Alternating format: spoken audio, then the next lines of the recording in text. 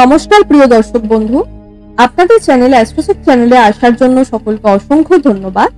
M নামের ব্যক্তিদের জন্ম থেকে শুরু করে মৃত্যু পর্যন্ত এমন কোন 14টি গুণ নিয়ে আপনি এই পৃথিবীতে জন্মগ্রহণ করেছেন সেই সম্পর্কেই আজকের এই আলোচনা। তাই সঙ্গে থাকবেন এবং ভিডিওটি সম্পূর্ণ দেখার চেষ্টা করবেন। আর ভিডিওটি যদি ভালো লেগে থাকে একটা লাইক করে দেবেন এবং মনে হলে প্রিয়জনের সঙ্গে শেয়ার করে দেবেন। আজকের এই আলোচনা কিন্তু এম নামের ছেলে এবং মেয়ে উভয়ের জন্যই প্রযোজ্য। এম নামের ব্যক্তিদের নাম রাশি হয়ে থাকে সিংহ রাশি, এবং সিংহ রাশি হিসেবে এম নামের মানুষদের গ্রহের অধিপতি হচ্ছে তাহলে সূর্য, যে কিনা নবগ্রহের রাজা। তাই সর্বপ্রথম যে গুণাবলীটি আপনাদের মধ্যে লক্ষ্য করা যায় তা হচ্ছে আপনাদের জীবনে কিন্তু মান সম্মানের উপরে আর কিছুই থাকে না। আপনারা কিন্তু কারোর সামনে ছোট হয়ে কোনো কাজ করতে একদমই পছন্দ করেন না। তবে যাদের একবার আপনারা নিজের করে নেন তাদের জন্য কিন্তু নিজেদের জীবনের সমস্তটা ত্যাগ করতেও আপনারা রাজি থাকেন। রাজার মতো একটা আচরণ আপনাদের মধ্যে লক্ষ্য করা যায়। একজন ভালো রাজা যেমন তার প্রজাদের জন্য বেঁচে থাকে, তেমনি একটা এম নামের ব্যক্তি কিন্তু জন্মগ্রহণই করে তাদের প্রিয়জন, তাদের ভালোবাসার মানুষ বা তাদের পরিবার পরিজনের জন্য করার। এটা কিন্তু আপনাদের মধ্যে সর্বপ্রথম গুণাবলী থেকে থাকে।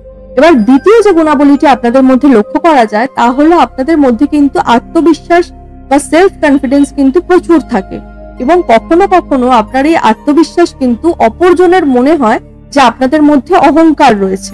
তবে এই আত্মবিশ্বাসই কিন্তু আপনাদের প্রতিকূল পরিস্থিতি থেকে বের করতে সাহায্য করে।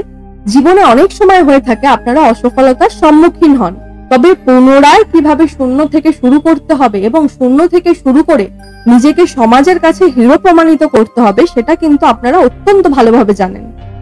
এবার তৃতীয় যে গুণাবলীটি আপনাদের মধ্যে লক্ষ্য করা যায়, যেহেতু সিংহ রাশি একটি অগ্নিতত্ত্বের রাশি, তাই আপনাদের মধ্যে কিন্তু ঊর্জা, এনার্জি বা স্ট্যামিনা লেভেল কিন্তু প্রবল থাকে, এবং কখনো কখনো আপনাদের সরলতা বা আপনাদের স্পষ্টবাদিতা বা বলতে পারেন কিছুটা ঠোঁট কাটা স্বভাব হওয়ার কারণে প্রিয় মানুষের সঙ্গে কিছুটা ভুল বোঝাবুঝি তৈরি হয়, এবং সব থেকে কাছের মানুষটিই কিন্তু আপনাদের ভুল বুঝে থাকে।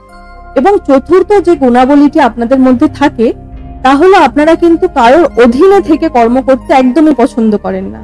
আপনারা কিন্তু স্বাধীন চেতা মনোভাবের বা কিছুটা ফ্রিডম নিয়ে কাজ করতে পছন্দ করেন।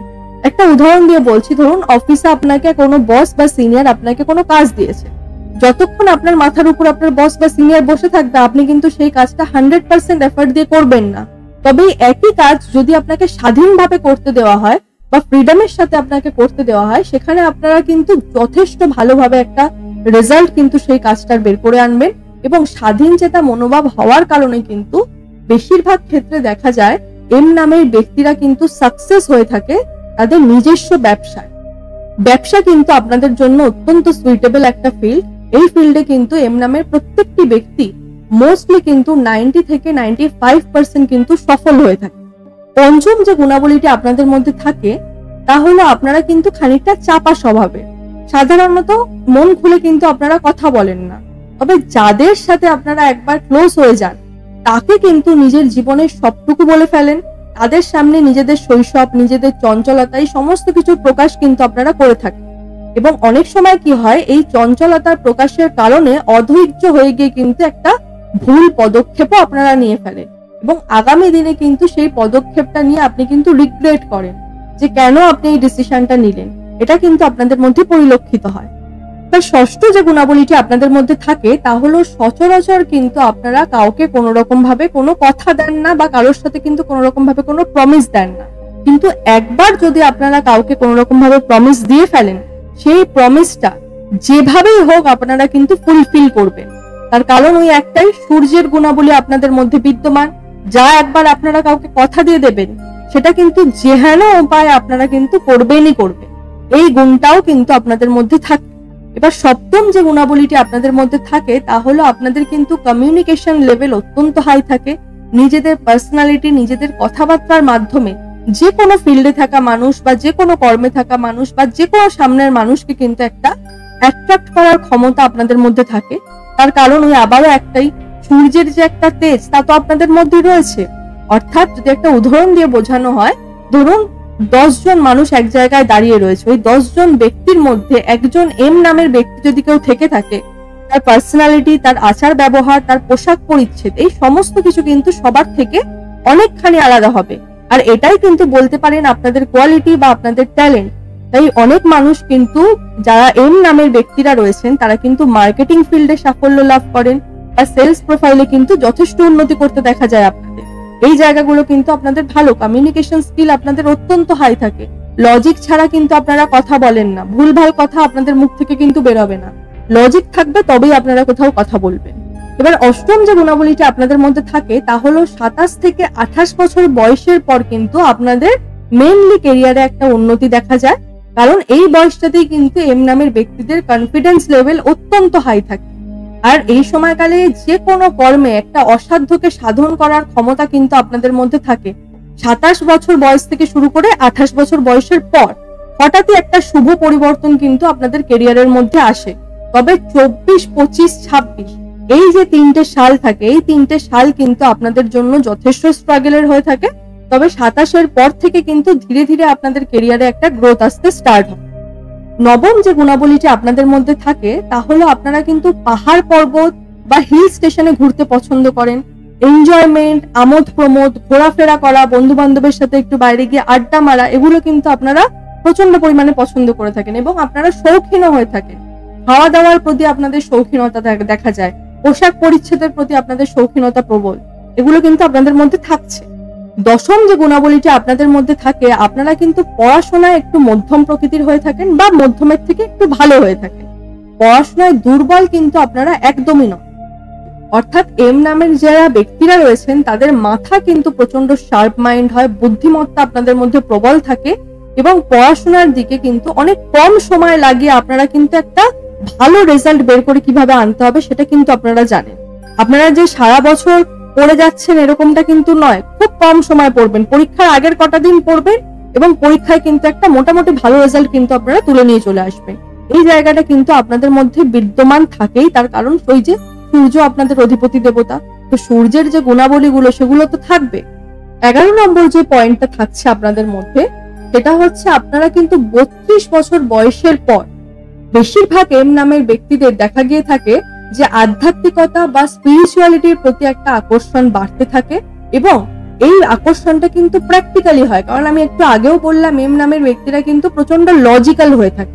ভুলভাল বোঝালে কিন্তু আপনারা ভুলভাল বুঝবেন না, একটা প্র্যাকটিক্যাল মেন্টালিটি কিন্তু আপনাদের মধ্যে থাকে এবং প্র্যাকটিক্যালিটিকে মাথায় রেখে আপনারা কিন্তু ভগবানের প্রতি একটা আকর্ষণ বা ভগবানের প্রতি একটা বিশ্বাস, এটা কিন্তু আপনাদের 32 বছর বয়সের পর গিয়ে তৈরি হয়। তবে ভণ্ডামি করা বা কোন রকম ভাবে ভক্তি নিয়ে একটা দেখানো, এই জিনিসটা কিন্তু আপনারা একদমই করেন না। ভক্তির বহিঃপ্রকাশ করাটা কিন্তু আপনাদের আচরণে একদমই নেই। আপনারা যেই বিশ্বাসটা ভগবানকে করবেন সেটা কিন্তু মন থেকে করবেন। সমস্ত বিশ্বাস, ভরসা, আস্থা কিন্তু আপনাদের মন থেকে, সব দেখানো জিনিসগুলো কিন্তু আপনাদের মধ্যে একদমই নেই।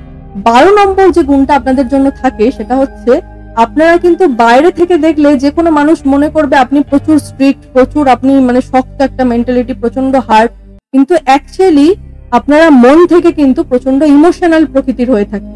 কোনো অচেনা ব্যক্তিকেই যদি আপনারা কষ্টে রাখেন না, তাহলে আপনারা কি করবেন জানেন? সাহায্য করার প্রতি ব্যস্ত হয়ে উঠবেন। হয়তো আপনার নিজের কাছেই 10টা টাকা পড়ে রয়েছে, ফর অ্যান এক্সাম্পল বলছি আমি, আপনার নিজের কাছেই হয়তো 10টা টাকা পড়ে রয়েছে, আপনি তাকে কি করবেন জানেন তো? পুরো 10টা টাকাই তাকে দিয়ে দেবেন। আপনার মনে হবে যে না, তার ওই সাহায্যটার প্রয়োজন রয়েছে। এই দয়ালু স্বভাবটা কিন্তু আপনাদের মধ্যে সবসময় থাকে এবং কখনো কিন্তু আপনারা কাউকে উপকার করে সেই উপকারটা কিন্তু জাহির করেন না। 13 নম্বর যে পয়েন্টটা আপনাদের জন্য থাকছে তা হলো এম নামের মানুষদের কিন্তু মেন্টালিটি ম্যাচ বলুন বা গুণাগুণ ম্যাচ বা বলতে পারেন যে ব্যবহারে যে একটা মিলন, এই জিনিসগুলো কিন্তু 5টি রাশির সঙ্গে সব থেকে বেশি মেলে। তাহলে মেষ রাশি, কর্কট রাশি, বৃশ্চিক রাশি, ধনু রাশি এবং মীন রাশি, এই কটি রাশির সঙ্গে কিন্তু আপনাদের ব্যক্তিত্বের একটা প্রকাশ কিন্তু প্রবল মাত্রায় দেখা যায়। আপনারা এই সমস্ত রাশির যদি বন্ধু বান্ধব আপনাদের থেকে থাকে, এই সমস্ত বন্ধু বান্ধবের সাথে রিলেশন কিন্তু অনেক লম্বা সময় পর্যন্ত কিন্তু আপনাদের সাথে টেকে। আবার এই সমস্ত রাশির জীবন সঙ্গী যদি আপনার জীবনে আসে, তাহলে কিন্তু সেই বিবাহিত জীবন অত্যন্ত সুখের দেখা যায়। 14 নম্বর যে পয়েন্টটা থাকছে বা সর্বশেষ যে পয়েন্টটা থাকছে সেটা হচ্ছে আপনাদের মধ্যে কিন্তু এটা বলতে পারেন একটা নেগেটিভ পয়েন্টও বটে, যে আপনারা যদি কারোর সাথে একবার সিরিয়াস হয়ে যান, তাকে কিন্তু আপনারা কোনো রকম ভাবেই ছাড়তে পারেন না। এমনকি এমন কোন রিলেশন যেখানে হয়তো আপনার অপোজিটে যে রয়েছে বা আপনার অপোজিট যে পার্টনার রয়েছে সে আপনার সাথে রিলেশনে থাকতে আর চাইছে না, আপনি কিন্তু তাও তাকে ছাড়বেন। এটা কিন্তু আপনাদের মধ্যে একটা নেগেটিভ পয়েন্ট এবং ঠিক সেই কারণেই কিন্তু এম নামের ব্যক্তিদের প্রেম জীবন কিন্তু খুব একটা সুখকর হয় না। প্রেম জীবনে কিন্তু বলতে পারেন আপনাদের বারংবার প্রতারিত হতে হয় এবং এই জায়গাটা কিন্তু আপনাদের মধ্যে থাকে এবং সব থেকে বেশি নেগেটিভ পয়েন্ট কিন্তু আপনাদের জন্য এটাই। আপনারা এক তো কাউকে প্রথমত বিশ্বাস করেন না এবং যাকে একবার আপনারা বিশ্বাস করে নেন তাকে কিন্তু আপনারা নিজেদের লাইফের সমস্তটা বলে ফেলেন এবং সেই ব্যক্তি কিন্তু আপনাকে পরবর্তীতে প্রতারিত করে থাকে। আজকের মতো আলোচনাটা এই পর্যন্ত। অনুষ্ঠানটি কেমন লাগলো জানাবেন। অনুষ্ঠানটি যদি ভালো লেগে থাকে তাহলে কিন্তু লাইক, শেয়ার, সাবস্ক্রাইব করতে একদম ভুলবেন না। সকলে ভালো থাকবেন, সুস্থ থাকবেন, সকলের মনস্কামনা পূর্ণ হোক এ আশা রাখি। ধন্যবাদ।